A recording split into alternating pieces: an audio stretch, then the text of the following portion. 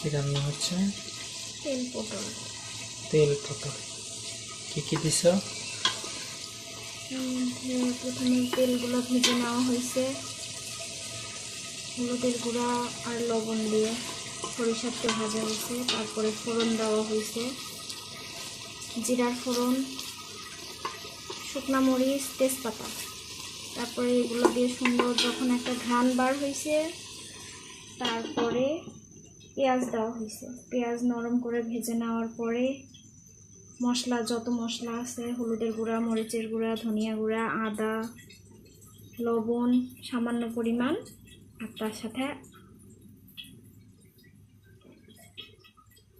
পানি দেওয়া হয়েছে একটু।